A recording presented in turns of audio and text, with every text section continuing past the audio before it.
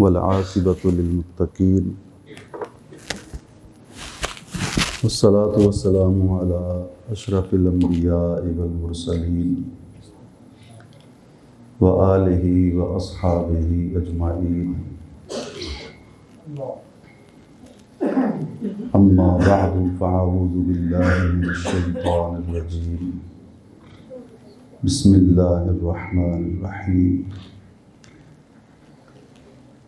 فأما من طغى وآثر الحياة الدنيا فإن الجحيم هي المأوى وأما من خاف مقام ربه ونهى النفس عن الهوى فإن الجنة هي المأوى.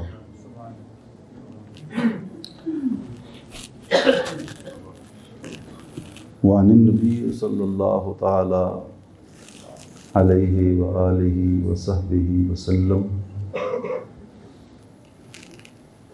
انا خاتم النبیین ولا نبی بعدی او کما قال صلی اللہ علیہ وآلہ وصحبہ وسلم.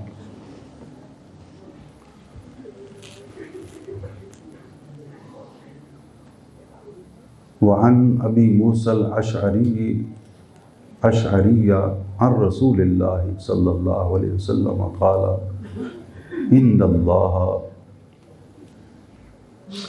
لیطلع فی لیلۃ النصف من شعبان فیغفر لجمیع خلقہ الا لمشرک او مشاحن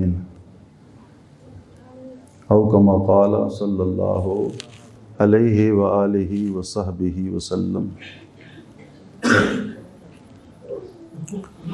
وعن ابی بکرۃ رضی اللہ عنہ قال لما بلغ رسول اللہ صلی اللہ علیہ وسلم ان اہل فارس قد ملکوا علیہ بنت کسریٰ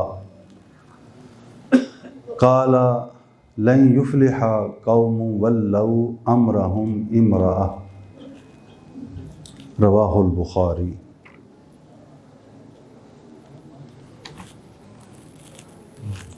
وعن ابی ہریرہ رضی اللہ عنہ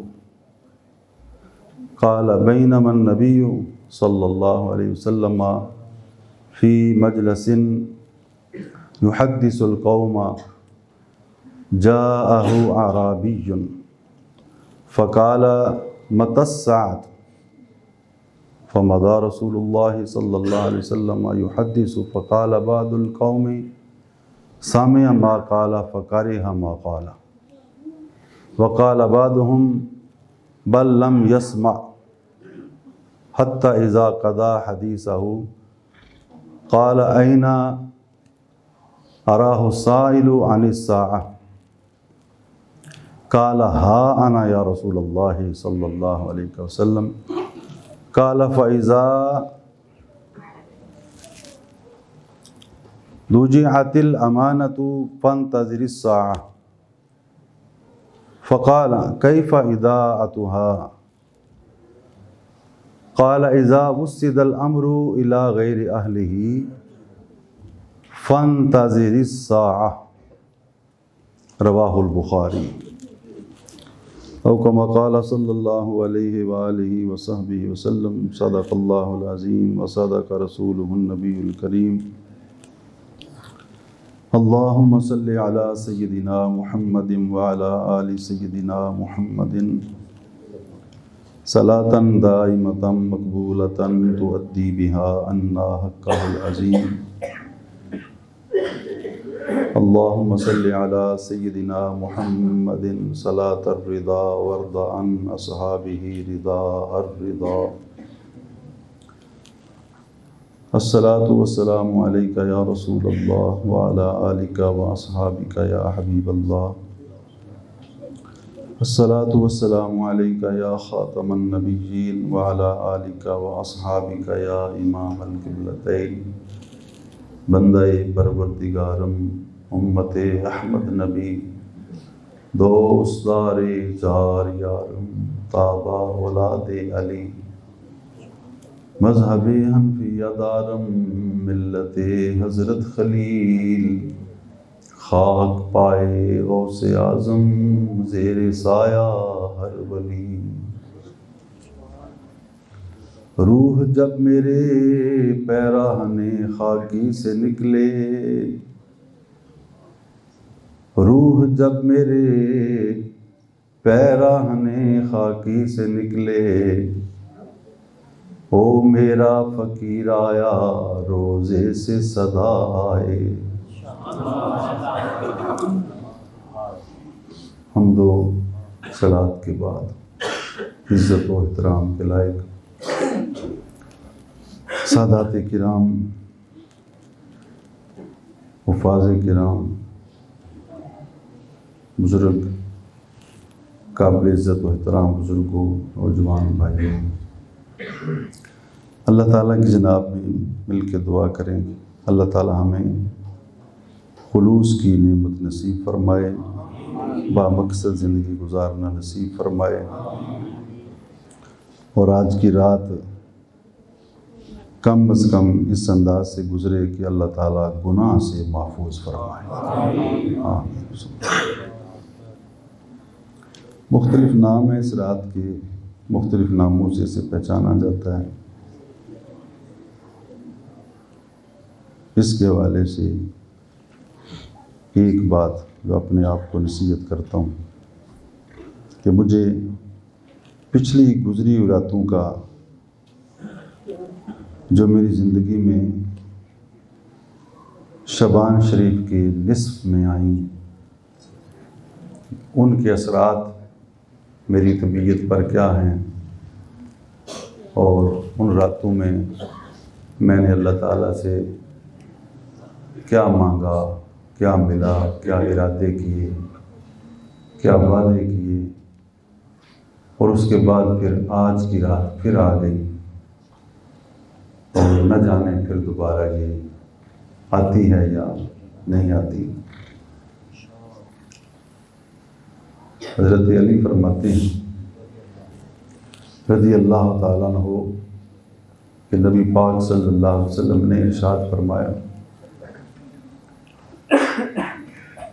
شعبان کے مہینے کی نصف رات جب ہو، یعنی 15ویں شب تو رات کو عبادت کرو اور اگلے دن کا روزہ رکھو،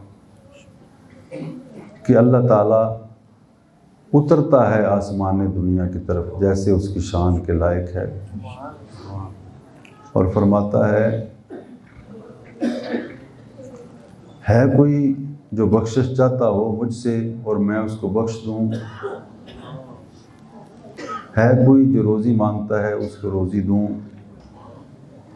اور کوئی بیماری سے شفا چاہتا ہے اس کو شفا دوں، الا قضا حتی یطلع الفجر۔ اللہ تعالیٰ اسی طرح اعلان فرماتا رہتا ہے یہاں تک کہ فجر طلوع ہو جائے۔ حضرت ابو موسیٰ اشعری فرماتے ہیں نبی کریم صلی اللہ علیہ وسلم نے فرمایا کہ بے شک اللہ جل جلالہ اپنی شان کے مطابق آسمان دنیا پر تشریف لاتا ہے شعبان کی 15 رات کو، اور اپنے سارے بندوں کی بخشش کر دیتا ہے مگر مشرک کی اور مسلمان سے بغض رکھنے والے کی نہیں فرماتا۔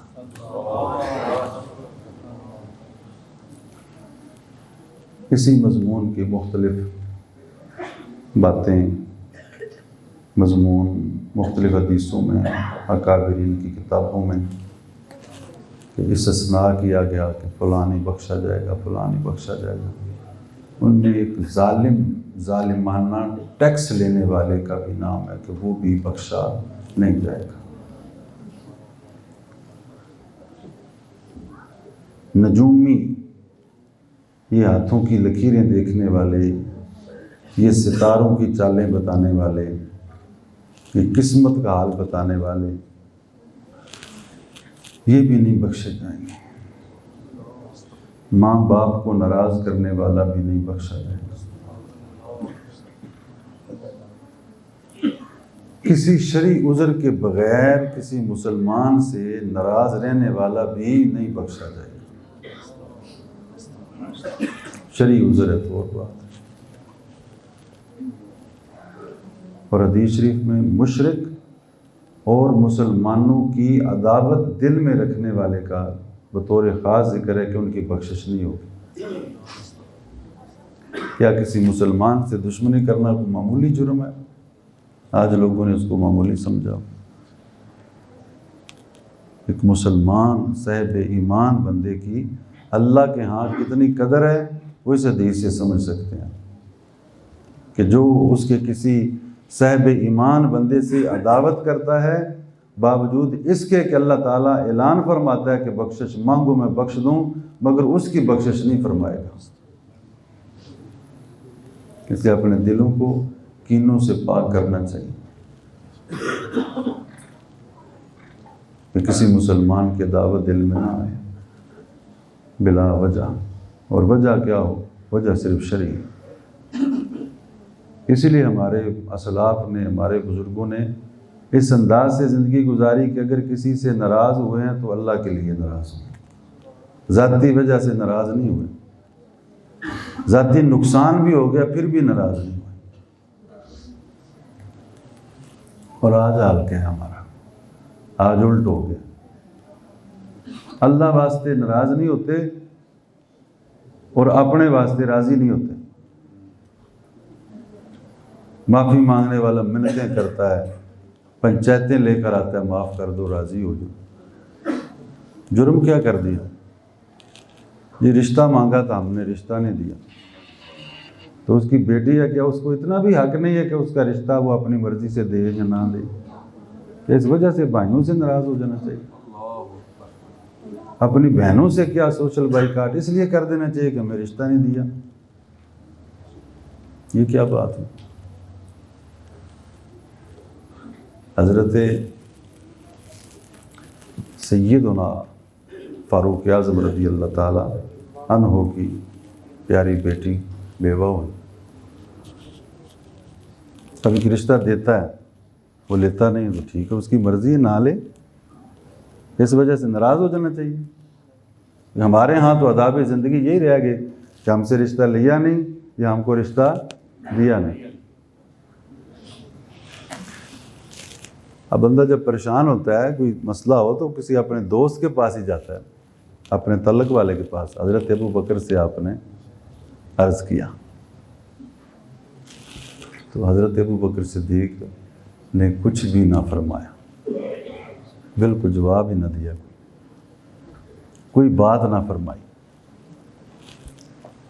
حضرت عثمان غنی ذو النورین سے بھی فرمایا، ان کو ضرورت بھی تھی۔ بدر والے دن ان کی زوجہ آقا کریم صلی اللہ علیہ وسلم کی بیٹی، ان کا وصال بھی ہو چکا تھا، ان کو ضرورت تھی، اس لیے ان سے عرض کیا۔ انہوں نے فرمایا میرا ابھی شادی کا کوئی خیال نہیں۔ بات تو سچی کہ ابھی کوئی خیال نہیں۔ اب اس میں ایک انسانی تقاضا ہوتا ہے، لیکن اس کی ایک حد ہے۔ انسان ہونے کے ناطے آپ کو یہ دونوں دوستوں کا رویہ اچھا نہ لگے، ٹھیک ہے، اچھا نہ لگے تو پھر کسی بڑے سے، کسی سینئر سے بندہ جا کے اپنا شکوہ کرتا ہے، شکایت بیان کرتا ہے۔ تو حضور پر نور آقا کریم صلی اللہ علیہ وسلم کی بارگاہ میں تشریف لائے، عرض کیا یا رسول اللہ میں بڑا پریشان ہوں، تکلیف میں ہوں، میرے دو ہی یار ہیں مدینہ شریف میں، دونوں نے مجھے ایسا، ایک تو بولے ہی نہیں بالکل اور دوسرے نے یہ فرمایا، تو حضور مسکرائے صلی اللہ علیہ وسلم۔ آپ میں باقی حضرت ابوبکر صدیق چپ رہے ہیں۔ اب حضرت ابوبکر صدیق چپ کیوں رہے؟ حضور کے محرم راز تھے حضرت ابوبکر صدیق رضی اللہ، اور صرف محرم راز ایسے نہیں تھے، رمز شناس بھی تھے۔ آقا کریم صلی اللہ علیہ وسلم کے مبارک چہرے کو دیکھ کر یہ اندازہ فرما لیتے تھے کہ حضور کیا چاہتے ہیں۔ اور یہ بیان کون کرتا تھا، اسے بیان کون فرماتا تھا؟ یہ جو تعلق ہے اس کو بیان حضرت مولا علی شیر خدا فرماتے تھے، رمز شناس۔ کیوں نہ ہوتے رمز شناس؟ ہوش سنبھالا تو حضور سے یاری لگ گئی، دوستی لگ گئی ہیں، اور پھر ساری زندگی سائے کی طرح، مولا علی فرماتے ہیں سائے کی طرح پھر حضور کے ساتھ ہی رہے۔ پر اس ساتھ کی اللہ نے اتنی قدر فرمائی کہ جب بندہ بے اختیار ہو جاتا ہے ساتھ ہونے میں تو اللہ نے اس وقت بھی ساتھ ہی فرما دیا۔ اور اس کے بندے کا اختیار تو نہیں رہتا کہ میری قبر بھی وہاں بن ہی جائے، خواہش تو کر سکتا ہے بندہ، تمنا تو کر سکتا ہے۔ تو حضرت عثمان غنی کے لیے فرمایا عمر، عثمان کو اللہ تعالیٰ تیری بیٹی سے بہتر بیوی دے دے گا، اور ساتھ میں تم پریشان ہوتے ہو، پریشان نہ ہو، اللہ تعالیٰ تمہاری بیٹی کو ان دونوں سے بہتر شوہر عطا فرما دے۔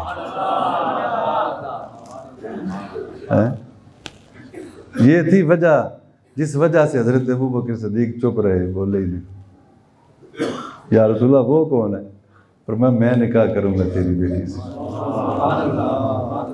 تو میری بیٹی سے بہتر کون ہے جو جناب ذوالنورین عثمان غنی کی نکاح میں آ جائے گی؟ فرمایا میں اپنی بیٹی کا نکاح ان سے کر دوں گا۔ حضرت عمر رضی اللہ عنہ نے بائیکاٹ نہیں کیا اپنے یاروں سے، ٹھیک ہے، لہذا اپنی ذاتی اغراض کی وجہ سے مسلمانوں سے دشمنی نہیں کرنی چاہیے۔ اس کی کتنی نحوست ہے اور اس کا نتیجہ کتنا خطرناک ہے کہ آج کی رات بھی بخشش ہے، یہ کتنے گھاٹے کا سودا ہے۔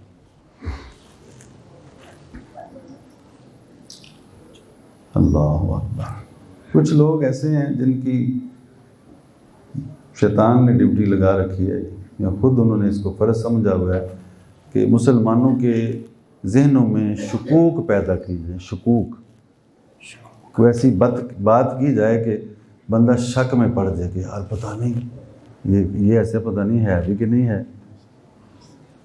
اس رات کے متعلق بھی شکوک ڈالے جاتے کہ جس رات میں ہم بیٹھے ہیں، لوگوں نے خطبے دیے اس پر، سوشل میڈیا پہ واہ ویلا میں، یہ رات ہے ہی کوئی نہیں تھی، اس کی تو بات ہی کوئی نہیں کہیں بھی، یہ ایسے ہی بنا لی ہے انہوں نے، سنیوں نے ایسے ہی بنا لی ہے، یہ تو کوئی عبادت کی رات نہیں۔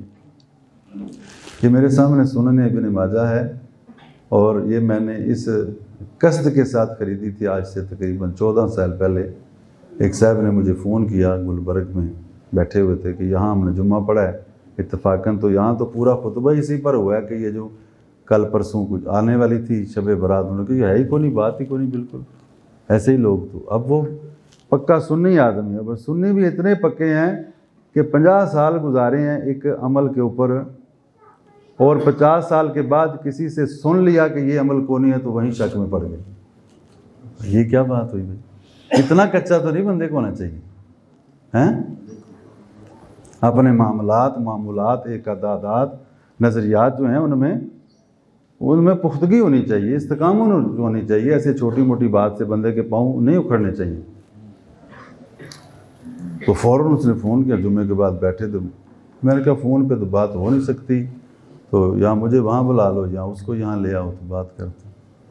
تو ابن ماجہ شریف میرے پاس تھی، ہماری چھپی ہوئی، ترجمہ تشریح بھی تھا، لیکن میں پھر مچھلی منڈی گیا، وہاں اہل حدیثوں کی دکان ہے، وہاں وہ کتابیں چھاپتے بھی ہیں، بیچتے بھی ہیں، ترجمہ کرنے والے بھی وہی ہیں، چھاپنے والے وہی ہیں، تشریح کرنے والے بھی وہی ہیں۔ اس میں باقاعدہ امام ابن ماجہ نے ایک چیپٹر باندھا، باب ما جاء فی لیلۃ النصف من شعبان، شعبان کی 15ویں رات کی فضیلت کے بیان میں۔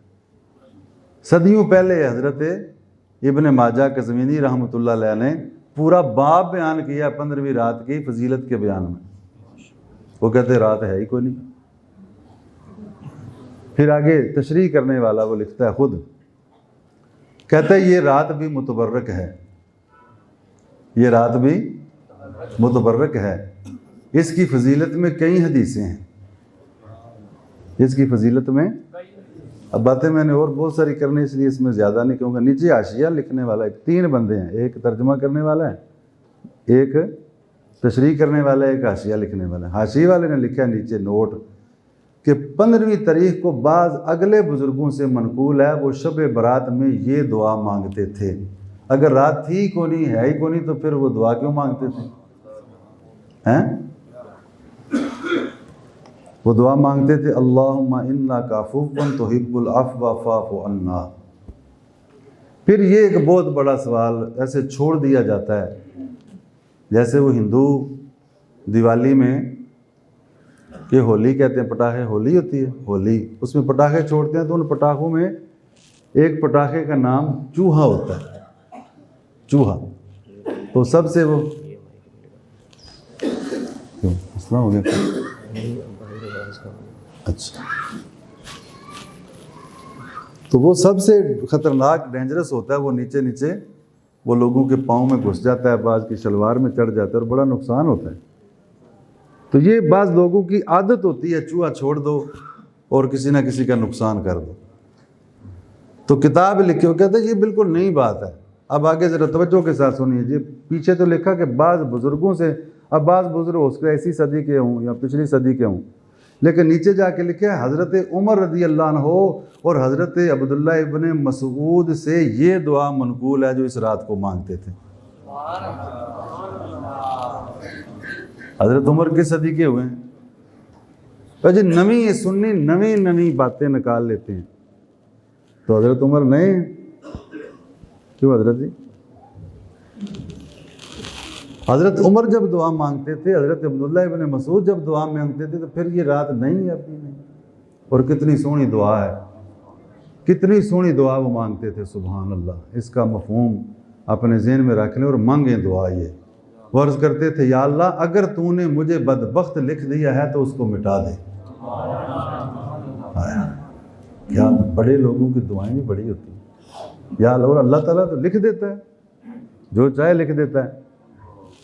یا اللہ اگر تو نے مجھے بدبخت لکھ دیا ہے تو اس کو مٹا دے اور سعادت مند لکھ دے۔ اور یا اللہ اگر تو نے سعادت مند لکھا ہوا ہے تو پھر یہ لکھا ہی رہے، پھر نہ مٹانا۔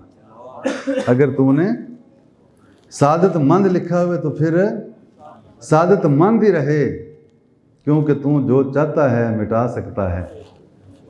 وَعِنْدَكَ أُمُّ الْكِتَابِ، اور اصل کتاب تو یا اللہ تیرے کو نہیں ہے۔ تو ہم بھی یہ دعا مانگتے یا اللہ اگر تو نے ہمیں بدبخت لکھ دیا ہے تو اس کو مٹا دے اور سعادت مند لکھ دے، اور یا اللہ اگر تو نے سعادت مند لکھا ہے تو پھر لکھا ہی رہے کہ بے شک تو جو چاہتا ہے مٹا دیتا ہے اور اصل کتاب تو تیرے پاس ہی ہے۔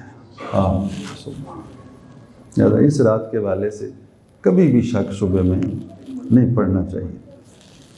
اپنا علم ناقص صحیح، اپنا علم کمزور صحیح، اپنی معلومات تھوڑی صحیح، لیکن جن بزرگوں سے، جن اللہ والوں سے ہمارے بخاری شریف میں بھی ہے، ترمذی شریف میں ہے، نسائی میں ہے، مسند احمد بن حنبل کے اندر ہے، وہ فرماتے ہیں جب رسول اللہ صلی اللہ علیہ وسلم نے سنا کہ ایران والوں نے کسریٰ کی بیٹی کو اپنا بادشاہ بنا لیا۔ ایران والوں نے کیا کیا؟ کسریٰ کی بیٹی کو اپنا حاکم بنا لیا۔ قال، فرمایا رسول اللہ صلی اللہ علیہ وسلم نے لن یفلح قوم ولوا امرہم امرأۃ، وہ قوم کبھی کامیاب نہیں ہو سکتی جو عورت کو اپنا حکمران بنا لے۔ تبصرے تشریح کی، تفسیر کی ضرورت بھی نہیں ہے اور وقت بھی نہیں ہے۔ اپنی زندگی ایسے آنکھیں بند کر کے سارے کام اللہ پر چھوڑ کے نہیں گزارنی چاہیے۔ جو اللہ تعالیٰ کے ذمہ کام ہیں وہ تسلسل کے ساتھ ہو رہے ہیں، اور جو ہمارے ذمہ کام ہیں، جو ہماری ذمہ داری ہیں، وہ ہم ضائع کر رہے ہیں۔ مجرمانہ غفلت میں زندگی گزر رہی ہے، اور یہ کوئی زندگی نہیں ہے، یہ بوجھ ہے زمین پر، یہ بہت بڑا بوجھ ہے۔ اپنا زمین پر یہ بوجھ یہ ہلکا کرنا چاہیے کسی اللہ کے بندے کے پاس بیٹھنا چاہیے، کسی اللہ کے بندے کی صحبت اختیار کرنی چاہیے، اور اپنے احوال کو، اپنی سوچ فکر کو، اپنے نظریات کو درست کرنا چاہیے، تاکہ پھر جو اگلے جہان کے مسائل ہیں ان کا سامنا بندہ آسانی سے کر سکے۔ ساری آسائشیں اور ساری سہولتیں اور آرام یہاں تلاش نہ کریں، یہاں نہیں ملیں گے، ہر کسی نہیں ملیں گے۔ ساری سہولتیں، ہر طرح کی نعمتیں، ہر تمنا ہی پوری ہو جائے، یہ ناممکن ہے، یہاں ناممکن ہے۔ ہو جائے گی مگر اس کی ہوگی جو جنت میں چلا جائے گا، کیونکہ جنت کی تعریف یہ ہے کہ وہاں ہر نعمت ہے، ہر سہولت ہے، ہر خواہش پوری ہوگی، ہر تمنا پوری ہوگی، اور یہ جنت نہیں ہے، یہ دنیا جنت نہیں ہے۔ جنت واسطے مرنا پے گا، جنت واسطے مرنا پے گا، کہ اللہ تعالیٰ صحیح مرنا نصیب فرمائے، موت خراب نہ ہوئے، ماشاءاللہ موت خراب نہ ہوئے۔ اللہ اکبر۔ اگر کوئی گروہ جا رہا ہو کہیں اور اس گروہ کو کوئی ہانکنے چلانے والا ہو تو بغیر دیکھے اس گروہ میں شامل نہیں ہو جانا چاہیے، پہلے دیکھنا چاہیے جو کھینچے جا رہا ہے اس کو کوئی نظر بھی آ رہا ہے کہ نہیں، کہ یہ نہ ہو کہ وہ اندھے کے ہاتھ میں رسی ہو اور وہ کھینچے چلا جا رہا ہے اور دیکھنے والا ہر بندہ اس رسی کو پکڑ کے پیچھے، تو اندھا کہاں لے جائے گا پھر، ہیں؟ تو کنویں میں نہیں کہنا چاہیے، سوچنا چاہیے، غور کرنا چاہیے۔ ایک سوال ہے، اس کا جواب فوراً نہ دینا، گھر جا کے یا پچھلی راتی یا کسی وقت بھی اپنے آپ کو دینا کہ میری جو زندگی گزر رہی ہے اس میں میں کاپی کس کی کر رہا ہوں، میں نقل کس کی اتار رہا ہوں، میری آئیڈیل شخصیت کون سی ہے، یہ ضرور غور فرمانا اور اس کا جواب ڈھونڈنے کی کوشش کرنا، آسانی سے مل جائے گا۔ قرآن پاک سے میں نے کچھ پڑھا ہے، اسی پر ہم گفتگو کو سمیٹتے ہیں۔ سورہ النازعات ہے۔ اللہ اکبر۔ اللہ تعالیٰ ارشاد فرماتا ہے فَأَمَّا مَنْ طَغَىٰ وَآثَرَ الْحَيَاةَ الدُّنْيَا فَإِنَّ الْجَحِيمَ هِيَ الْمَأْوَىٰ۔ تو وہ جس نے سرکشی کی اور دنیا کی زندگی کو ترجیح دی تو بے شک جہنم ہی اس کا ٹھکانہ ہے۔ وَأَمَّا مَنْ خَافَ مَقَامَ رَبِّهِ وَنَهَى النَّفْسَ عَنِ الْهَوَىٰ فَإِنَّ الْجَنَّةَ هِيَ الْمَأْوَىٰ۔ اور جو اپنے رب کے حضور کھڑا ہونے سے ڈرا اور نفس کو خواہش سے روکا تو بے شک جنت ہی ٹھکانہ ہے۔ نفس کی کیا حیثیت ہے؟ اللہ تعالیٰ کے حکم کے سامنے نفس کی کوئی حیثیت ہے؟ تو عقل مند کون ہے؟ جو نفس کی مانتا ہے یا جو اللہ کی مانتا ہے؟ تو یہاں تو ہر بندہ ہی عقل مند ہے، یہاں تو کوئی بندہ یہ کہنے کو تیار ہی نہیں ہے کہ مجھے سمجھ کو نہیں یا میں ناقص العقل ہوں۔ لیکن ہم نے ان کو دیکھا جو کامل العقل تھے، جو علم میں پختہ تھے، علم میں پختہ تھے، عقل میں بھی کامل تھے، اللہ کے صحیح بندے تھے۔ جب ان سے کوئی پوچھتا تو وہ کہتے یار میں نے تو سمجھ کو نہیں، اینا نہ پوچھ لیں۔ جس کو کچھ سمجھ آئی ہے نا، اس نے یہ نہیں کہا کہ مجھ سے پوچھو، میرے والا آؤ میں تو نہ دسنا، انہوں نے کہا یار سانو تو سمجھ آئی کو نہیں، اینا نہ پوچھ لو، اینا نہ پوچھ لو، اینا نہ پوچھ لو۔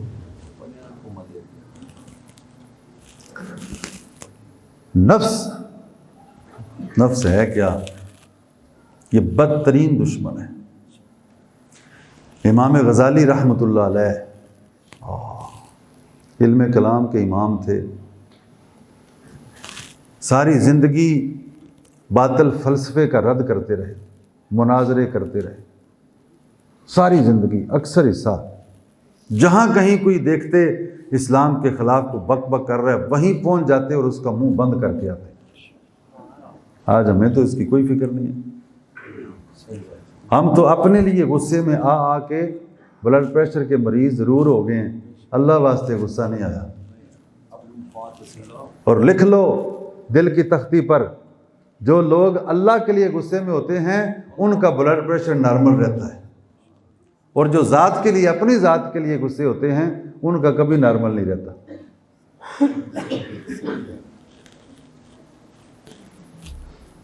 حضرت امام بہقی رحمۃ اللہ علیہ نے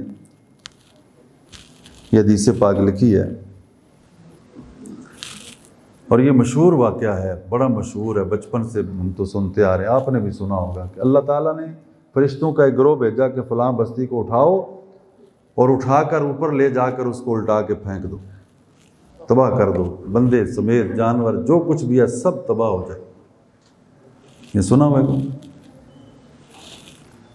فرشتوں نے عرض کیا یا اللہ، اس بستی میں جہاں مجرم ہیں وہاں نیک لوگ بھی ہیں، مگر ان نیک لوگوں میں ایک نیک بندہ ایسا ہے وہ جب سے شعور کی زندگی میں آیا ہے اب تک ایک دم بھی وہ تیری یاد سے غافل نہیں رہا، ایک لمحہ بھی اس نے تیری نافرمانی نہیں کی، نہ غفلت کی نہ نافرمانی۔ اتنا نیک بندہ، وہ بھی ساتھ ہی رگڑ دیں۔ مطلب یہ تھا کہ اللہ فرمایا کہ ہم بتا دیں اس بندہ یہ بچا لے، کہنے کہ اس کو نکال لو باہر اور باقی کو۔ اللہ جل جلالہ نے ارشاد فرمایا فرشتوں میں جانتا ہوں ایک دم بھی وہ میرا نافرمان نہیں ہوا، مگر تم بھی یہ جان لو اس کی ساری زندگی ایسے گزری ہے ایک لمحہ بھی اس کو میری ذات کے لیے غصہ نہیں آیا، کبھی متھے وٹ بھی نہیں پیا اللہ واسطے۔ نہیں جی یہ صوفی صاحب ہیں، یہ محبتوں والے لوگ ہیں، یہ تو پیار ہی پیار بانٹتے ہیں، یہ تو غصے میں مولوی نے جڑے وڈ وڈ کھاندے نے، ایک عجیب تبصرے کرتا ہے۔ اور جو خدا تعالیٰ کے لیے جس کو غصہ ہی نہیں آتا خدا تعالیٰ اس کو پسند نہیں فرماتا۔ اپنی ذات کے لیے غصہ ہوتا ہے، اللہ کے لیے غصہ ہی نہیں آتا۔ اور یہ بھی آپ نے سنا ہوگا پھر جو اللہ کے لیے اگرچہ وہ مسلمان نہ بھی ہو اور کو غصہ کرے کسی ایسی بات پر تو اس کو ثمر کیا ملتا ہے۔ علامہ صفوری رحمۃ اللہ نے لکھا یہ بھی بچپن سے ہم رمضان شریف میں یہ واقعہ سنتے ہیں کہ ایک ہندو نے اپنے بیٹے کو تھپڑ مارا جب وہ گلی میں رمضان شریف کے دن میں روٹی کھا رہا تھا۔ اس نے کہا مسلمانوں نے روزے رکھے ہوئے ہیں، تینوں حیائی کو نہیں تو روٹی کھا رہے ہیں۔ وہ کسی نے کہا بھائی تو ہندو ہے، تیرا پتر بھی ہندو ہے، تو ہندوؤں کے روزے تو مسلمانوں کے، انہوں نے کہا پتہ ہے مجھے روزے تو مسلمانوں کے ہیں لیکن حیا بھی تو کچھ ہوتا ہے، حیا بھی تو کچھ ہوتا ہے یار۔ یہ سارا محلہ یہ جناب صبح سے شام تک بھوکا رہتا ہے روزے سے، یہ گلی میں آ کے روٹی کھانی اندر مرے۔ یہ اس نے کیا کیا، اپنے بیٹے کو چپیڑ مار دی، مر گیا۔ کسی نے خواب میں دیکھا، انہوں نے کہا میری تو بخشش ہو گئی ہے۔ انہوں نے کہا تیری بخشش کیسے ہوگی؟ انہوں نے کہا بیٹے کو تھپڑ مارا تھا، بیٹے کو غصہ آ گیا، کیوں؟ رمضان شریف میں روٹی کھا رہے دن دیہاڑے۔ انہوں نے کہا جب مرنے لگا تو تمہارے نبی نے بتا، اب تو میرے بھی ہیں، انہوں نے آ کے مجھے خود کلمہ پڑھا تھا۔ کہتے نہیں نہیں جی نہیں، پیار ہی بنڈو، پیار بنڈو انہوں جڑا کوئی گڑ کھانا جنہوں بیماری لگ جائے تو انہوں نہ گڑ دے دا۔ پھول کی پتی سے کٹ سکتا ہے ہیرے کا جگر، پھول کی پتی سے کٹ سکتا ہے ہیرے کا جگر، مرد ناداں پر کلام نرم و نازک بے اثر۔ کہ ہر بندے کو پیار سے سمجھاتے ہیں نہیں، کئیاں دے وٹ کڈن واسطے انہوں نے اگ وچ بھی کئی چیزاں نے انہوں نے وٹ انج نہیں نکلتے، اگ وچ پانا پیندا کہ لوہے دا وٹ نکل جاتا ہے ٹھنڈے، تو پھر کیا کرتے ہیں، پھر اس کو آگ میں ڈالتے ہیں۔ ایک من وزن کی استری ہو، ایک من وزن کی اور گرم نہ ہو اور آپ اس کو چلاتے رہیں کپڑے پر، کیا وٹ نکال دے گی؟ نہیں، کپڑے دے وٹ کڈن واسطے استری دا گرم ہونا ضروری ہے۔ اللہ اکبر۔ والصافات صفا فالزاجرات زجرا، پڑھیں اس کا ترجمہ اور تفسیر۔ قسم ان کی جو جھڑک کر چلاتے ہیں، یہ اللہ کا کلام، قسم ان کی جو جھڑ کر، تین معنی اس کے مفسرین نے بیان کیے ہیں ایک فرمایا معنی یہ ہے قسم ان اہل علم کی جو لوگوں کو ڈانٹ کر اللہ کے حکم کے رستے پر چلاتے ہیں. اب ڈانٹ کھانے کی کوئی تیاری کوئی نہیں بنتا. اور جب سے ہم ایسے ہو گئے نا کہ ہمیں ڈانٹے نہ، کوئی ہمیں منع نہ کرے، ہمیں کو روکے نہ، تو زندگی ہماری پھر حیوانی ہو گئی، کوئی انسانی سطح کی زندگی نہیں رہی کہ جو میری مرضی ہے جی میں اپنی مرضی جو مرضی کروں. یہ قلندر لاہوری جنہیں کہتے ہیں، ان کے پاس ایک شیراز سے ایک بندہ آیا، ان کا کلام پڑھا فارسی میں. یہاں بیٹھ کے لاہور میں کوئی فارسی ایسے لکھ رہے جیسے وہاں پیدا ہوئے فارس کے اندر ہی. کیونکہ بندہ دیکھے تو صحیح کہ سیالکوٹ میں جم کے اتنی زبردست وہ فارسی لکھتا ہے، یہ ایسے اہل زبان ہے. وہ آ گیا یہاں، آ کے دیکھا، نہ سلام کیا نہ کلام کیا، دیکھتے ہی واپس. اب پتہ تو چل گیا کہ بندہ شیراز سے آیا، ملنے آیا تھا. نوکر چا کر وہ بتا رہے ہیں کہ بندہ اتنی دور سے آیا. میں نے کہا روکو یار، اس کو بات تو کریں، کیوں منہ پھیر گیا؟ انہوں نے کہا میں اس بندے نہیں ملنا جڑا داڑھی مونڈتا ہے، جو داڑھی مونڈتا ہے. اب یہ بھی معمولی شخص تو نہیں تھا، فلسفی تھا. انہوں نے کہا یار تینوں کیا میں اپنا ہی منہ چھلنا، اس سے تمہارے یہ نہیں کہتے ہم، وہ تھانوں کی جی میں اپنے نقصان کر رہے ہیں، میں اپنی قبر جانا ہے تسی اپنی قبر جانا ہے. ہر بندہ اب یہ جواب دے رہا ہے سمجھانے پہ، جی تسی اپنی قبر جانا ہے اسی اپنی قبر جانا ہے، تسی بڑے حاجی ثناء اللہ. یہ عجب طرز، یہ مسلمان کا طرز زندگی نہیں ہے. مسلمان کی بنیادی ذمہ داری ہے وہ نیکی کا حکم دے اور برائی سے روکے.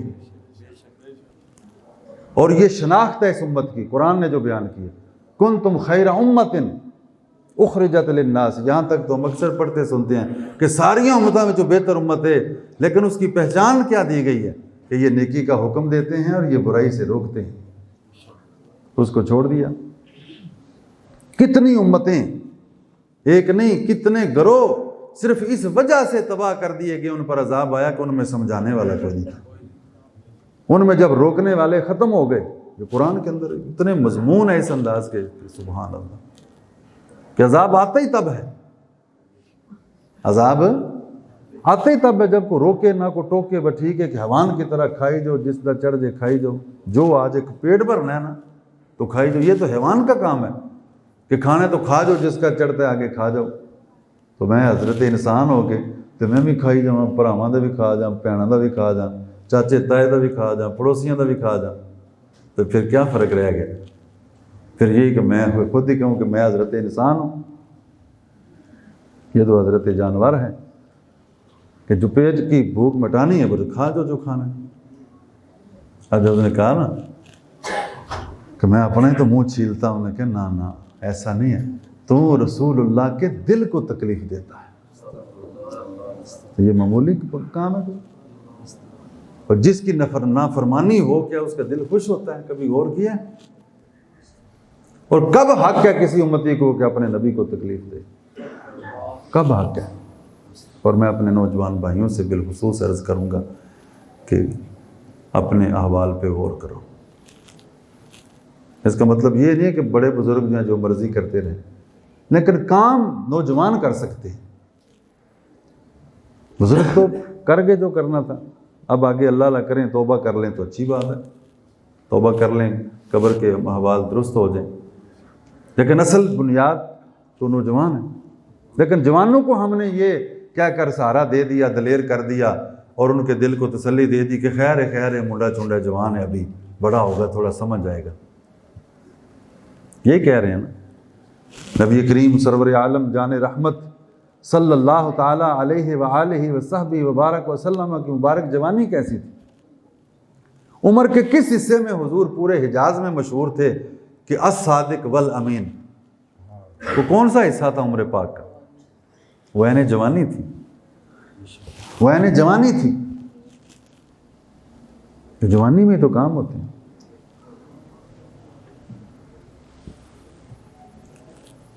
عدم کے واسطے جوانی میں سامان کر غافل، مسافر شب کو اٹھتے ہیں جو جانا دور ہوتا ہے. اور لمبے پینڈے ہون تے پچھلی راتی سفر شروع کر دی. دور جانا ہے، لمبا سفر ہے، جلدی سفر شروع کرو، پہلی گڈی تے بیٹھو. نہیں بڑا ہوگا تو ٹھیک ہو جائے گا. پہلے بڑے ہو گئے تو وہ کیا ٹھیک ہو گئے؟ وہ نہیں ٹھیک ہو سکے. اس لیے جو بزرگوں کی ذمہ داری ہے وہ بھی ادا کریں، جو جوانوں کی ذمہ داری ہے وہ بھی ادا کریں، اور بچوں سے شروع ہونا چاہیے. آج ہماری گلیوں میں پٹاخوں کی آواز کیوں آ رہی ہے؟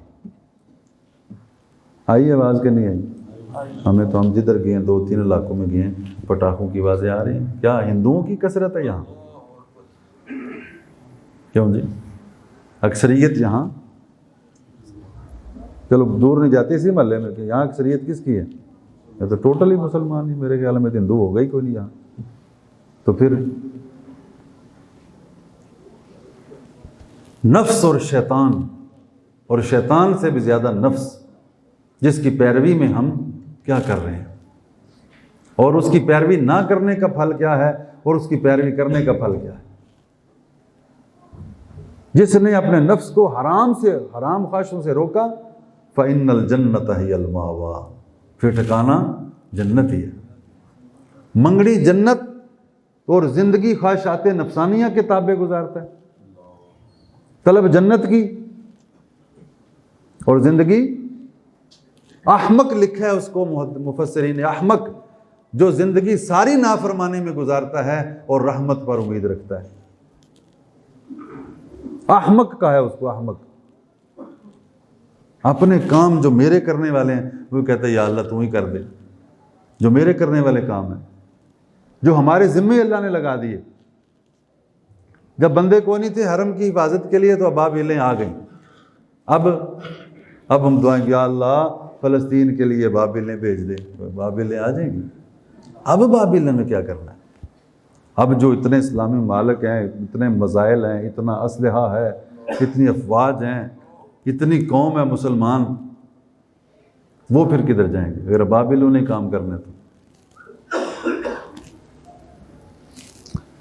اللہ اکبر. نفس، امام غزالی فرماتے ہیں نفس خطرناک دشمن ہے، اور یہ سب سے بڑی رکاوٹ ہے اللہ کا بندہ بننے میں. شکل بندے والی ہونا اور چیز ہے، بندہ ہونا اور چیز ہے.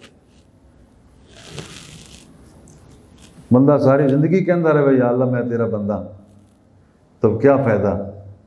تو مزہ تب ہے نا اللہ فرماوے یہ میرا بندہ ہے. میں کہتا رہوں میں غلام ہوں غلامی رسول میں موت بھی قبول ہے. ایک درویش نے بڑی خوبصورت بات کی، انہوں نے کہا یار کتنے جذباتی لوگ ہیں اور کتنے عاشق مستانے ہیں، حضور کی غلامی میں مرنا تو قبول ہے مگر حضور کی اس غلامی میں جینا قبول کیوں نہیں ہے؟ مرتا تو ہے حضور کی غلامی میں، جیتا کیوں نہیں؟ جینا سوکھا ہے کہ مرنا سوکھا ہے؟ مرنا سوکھا ہے، کوئی جان دینے کو سوکھی سے ہے، لیکن ہے قسمت والا بندہ جو حضور کے نام لگ جائے. ہاں جی ہے قسم، اور کیا چاہیے اس کو کہیں جناب وہ تو سرکار دے نام لا کے مر گئے. مسلمہ کذاب آیا تو حضور کے پاس صلی اللہ علیہ وسلم، بڑی باتیں کی اس نے اور بڑا منہ پھٹ تھا. بڑے بڑے بدتمیز لوگ ہوتے ہیں، بڑے بڑے بدتمیز، اور کسی بدتمیز کی کسی ڈکشنری میں تعریف نہیں سنی کہ پڑھی ہم نے آج تک کہ بدتمیز بھی کوئی قابل تعریف ہے. تمیز والا ہی قابل تعریف ہوتا ہے. وہ جی بندہ آ گیا جی مولوی صاحب نے انہیں مناظرہ کر دیتا، جی مولوی صاحب نے تو چپ کرا دیتا انہیں. وہ بدتمیز آدمی نے مولانا کو چپ ہی کرانا تھا. درویش آدمی صاحب علم تھے، انہوں نے کہا جب بھی کسی صاحب علم سے میری بات ہوئی ہے تو میں ہی کامیاب ہوا ہوں، لیکن جب کسی جاہل سے بات ہوئی ہے تو وہی کامیاب ہوئے. اب عالم جاہل سے کیا مقابلہ کرے گا، کیا جیت سکے گا؟ بدتمیز، بد تہذیب، بے ادب قابل تعریف ہرگز نہیں ہے.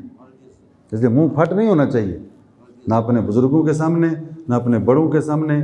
بزرگوں میں بڑے بھائی بھی شامل ہیں، بڑی بہنیں بھی شامل ہیں، خالائیں، پھوپھیاں، یہ جتنے رشتے ہیں خون کے بڑے، یہ سب بڑوں میں شامل ہیں. اور قوم اگر مان لے تو مسجد کا امام بھی بڑوں میں شامل ہے. ان سے بد تہذیبی سے پیش نہیں آنا چاہیے. وہ سب بد تہذیب و بدتمیز تھا. وہ کہنے لگا جی مجھے حصہ دیں نبوت میں، مجھے حصے دار بنا لیں. اللہ اکبر۔ آقا کریم صلی اللہ علیہ وسلم کے پاس ایک چھڑی پڑی ہوئی تھی، کھجور کی ٹہنی تھی۔ آپ نے اٹھا کے فرمایا میں اس ٹہنی کا چھلکا بھی تجھے نہیں دوں گا، تو نبوت میں حصہ مانگتا ہے۔ پھر بھی ایسا منہ پھاٹتا جاتے، کہنے لگا اچھا اب نہیں تو یہی کہہ دیں، یہی لکھ دیں کہ آپ کے بعد پھر میں ہو جاؤں گا۔ اور اس جھوٹے نے، آقا کریم نے تو پہلے بیان کر دیا تھا، فرمایا میرے بعد 30 جھوٹے ظاہر ہوں گے، 30 کذاب ظاہر ہوں گے، اور ان میں ہر ایک یہی سمجھے گا کہ میں نبی ہوں، اور حال یہ ہے کہ انا خاتم النبیین ولا نبی بعدی۔ فرمایا حقیقت یہ ہے کہ میں آخری نبی ہوں، میرے بعد کوئی نیا نبی نہیں آ سکتا۔ اس لیے امام اعظم ابو حنیفہ نے، امام اعظم ابو حنیفہ سے جب پوچھا گیا کہ اگر کوئی شخص دعوے نبوت کر دے اور کوئی کہے اس سے کہ بتا تیرے پاس دلیل کیا ہے، تو فرمایا وہ دلیل مانگنے والا اگر مسلمان ہے تو وہ کافر ہو جائے گا، کہ اللہ نے بیان فرما دی ہے کہ یہ آخری نبی ہیں، رسول اللہ نے بار بار فرمایا کہ میں آخری ہوں، تو اب ان کا کلمہ پڑھنے والا وہ پوچھے گا کوئی دعوے دار سے کہ تیرے پاس دلیل کیا ہے؟ یہ دلیل مانگنے والا، اس کا مطلب ہے اس کو شک پڑ گیا، اللہ کے کلام میں شک پڑ گیا اس کو۔ وہ چلا گیا، بعد میں اس نے اعلان کر دیا، کہ حضور نے فرما دیا تھا مجھے، معاذ اللہ، لوگ اسے پیچھے لگ گئے، کو 2-4 بندے لگ گئے۔ جب یمامہ جنگ ہوئی تو 80,000 بندے تھے اس کے ساتھ، 80,000۔ حضرت ابوبکر صدیق رضی اللہ عنہ سے لے کر آج تک بحمد اللہ تعالی جل مجد الکریم امت اس مسئلے میں کبھی غافل نہیں ہوئی۔ اس مسئلے میں غفلتیں ہیں، بے شمار کوتاہیاں ہیں، لیکن مسئلہ ختم نبوت میں دور اول سے لے کر 14ویں صدی ہو گئی ہے، امت کبھی غافل نہیں ہوئی۔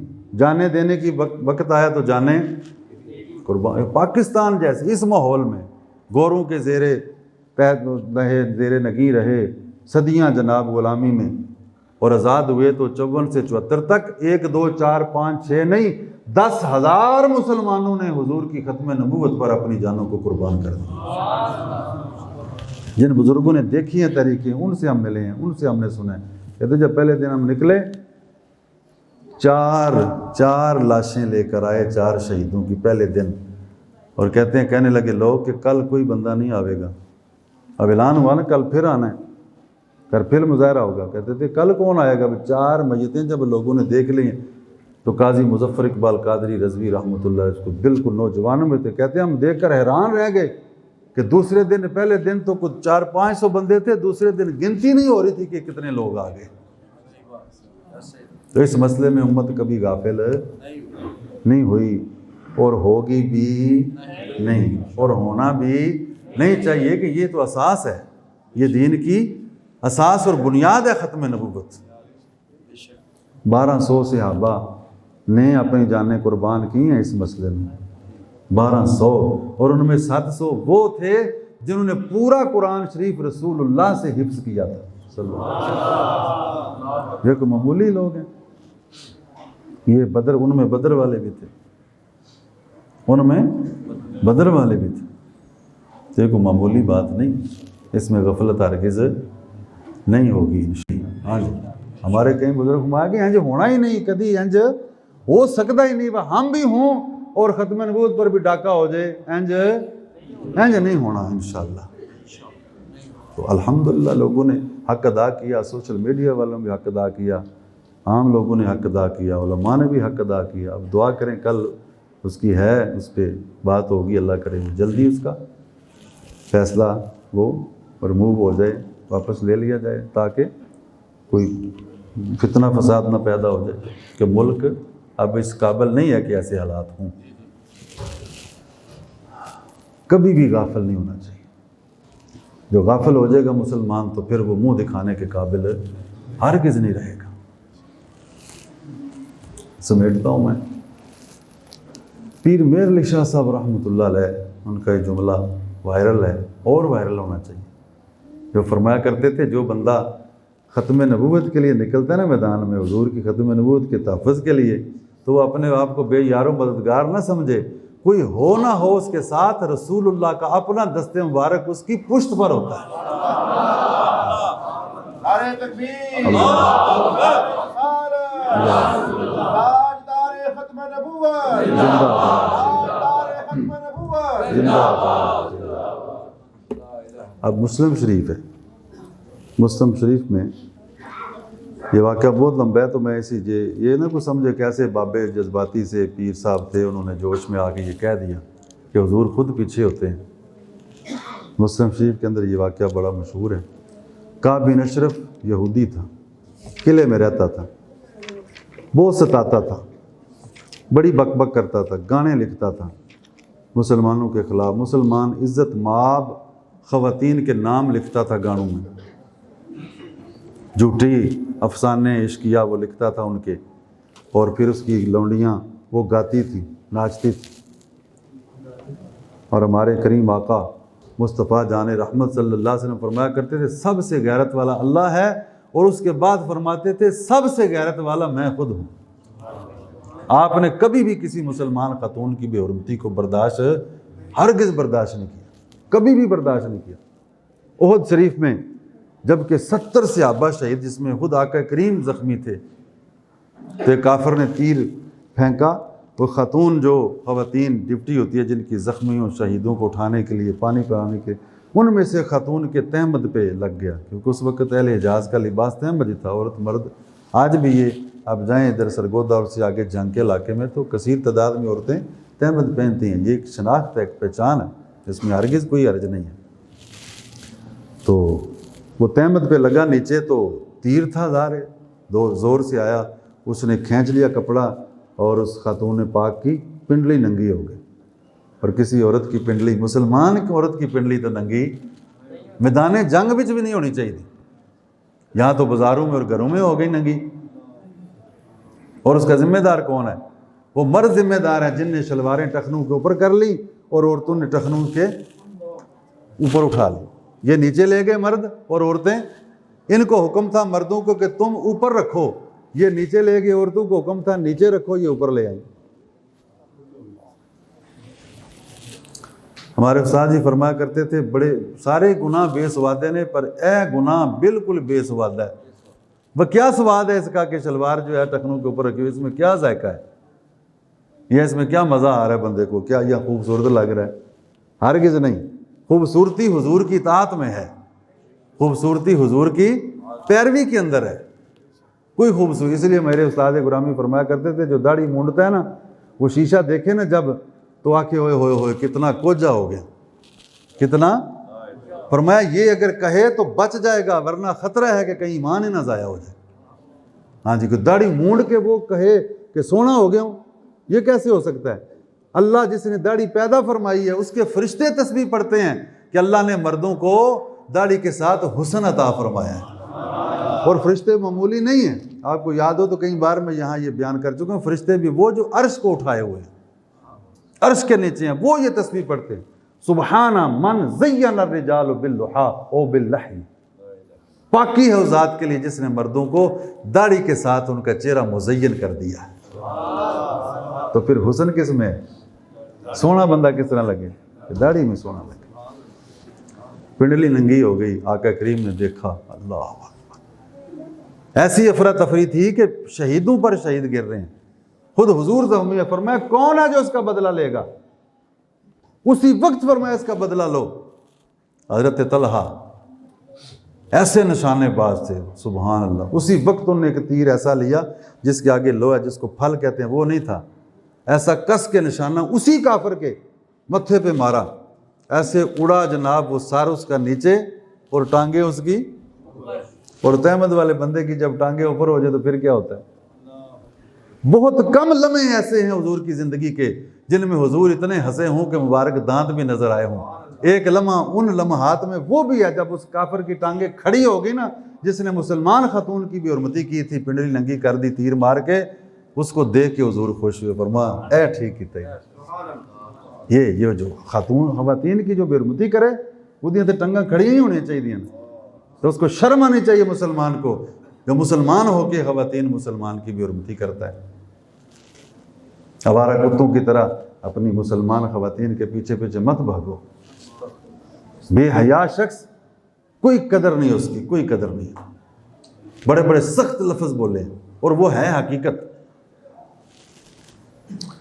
نفس یہ بڑا خطرناک دشمن ہے. تو اللہ نے چاہا تو اس پر کبھی بات کریں گے. میں اپنی بات کو مکمل کرتا ہوں.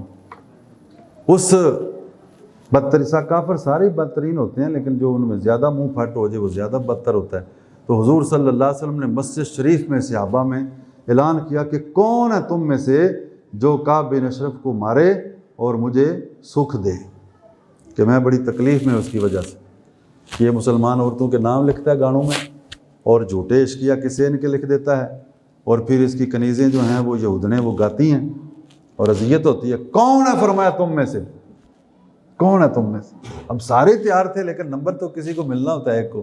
حضرت محمد بن مسلمہ رضی اللہ عنہ جھٹ سے کھڑے، یا رسول اللہ میں.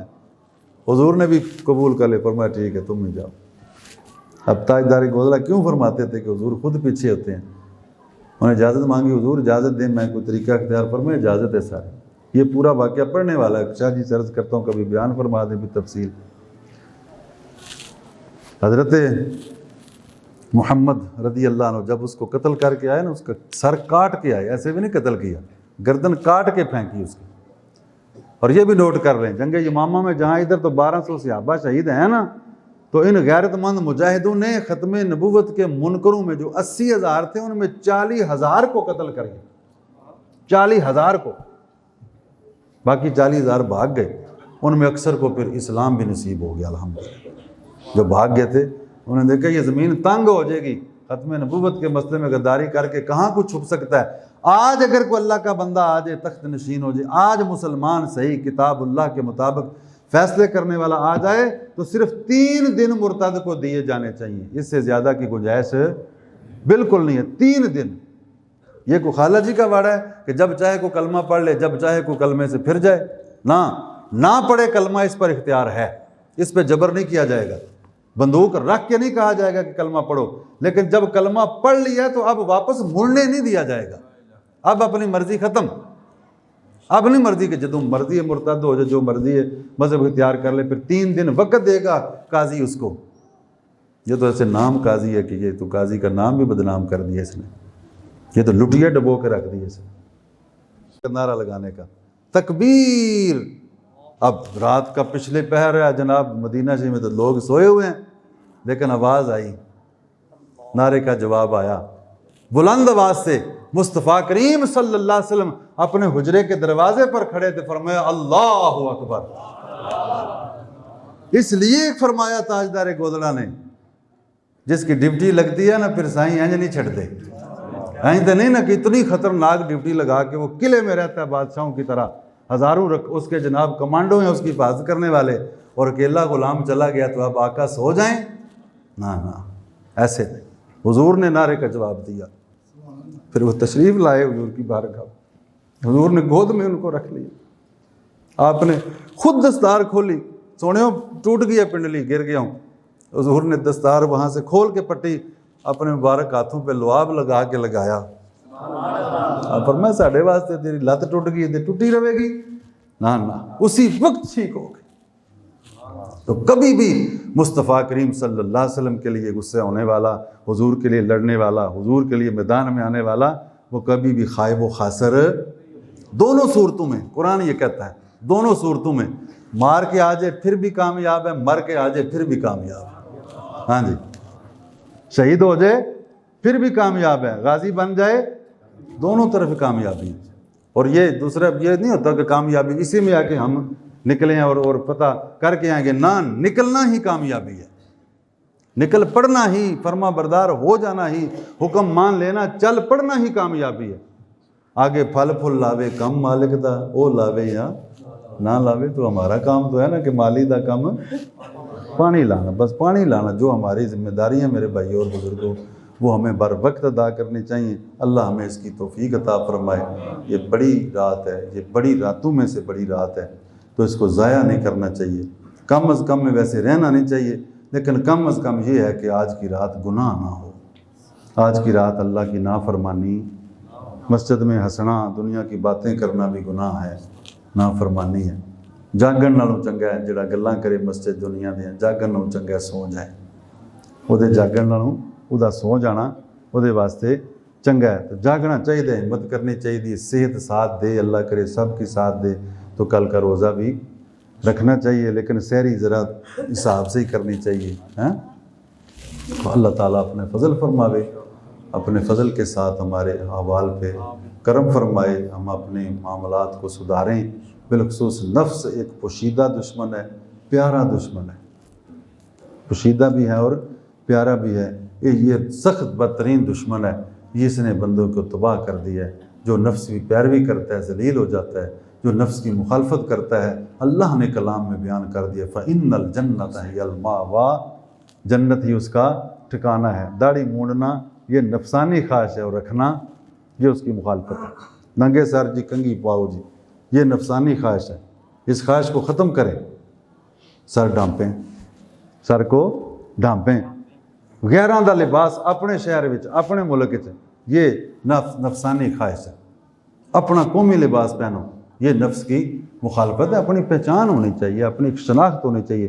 میرے اور آپ کے کریم آقا سرور عالم صلی اللہ علیہ وسلم حجازی تھے، حجاز میں پیدائش ہوئی، حجاز میں بڑے ہوئے۔ اہل حجاز کا لباس تہمد اور کرتا تھا۔ حضور مدینہ چلے گئے، وہاں جا کر بھی آپ نے اپنا لباس نہیں چھوڑا، اپنا ہی لباس پہنا، اپنی قومی شناخت کو قائم رکھا۔ ہجرت کر کے دوسرے شہر میں چلے گئے، ملک دوسرے میں چلے گئے، پھر بھی اپنے ملک کا لباس۔ تو پیغام میرے اور آپ کے لیے ہے کہ نہیں؟ تو اسی اپنے ملک چ رہ کے اپنا لباس چھڑ دیتے، اپنی شناخت ہی ختم کر دیتی۔ اللہ اس ملک کی خیر فرمائے، جس مقصد کے لیے یہ لیا گیا تھا اس مقصد کو پانے کی توفیق عطا فرماوے۔ اللہ تعالیٰ سے دعا ہے کہ اللہ تعالیٰ نے اگر ہمیں بدبخت لکھ دیا ہے تو اس کو مٹا دے اور سعادت مند لکھ دے۔ اگر اللہ نے اپنے فضل سے سعادت مند لکھا ہے تو اللہ اس کو لکھے ہی رکھے کہ بے شک وہ جو چاہتا ہے مٹاتا ہے، اور یا اللہ تیرے پاس یہ اصل کتاب ہے۔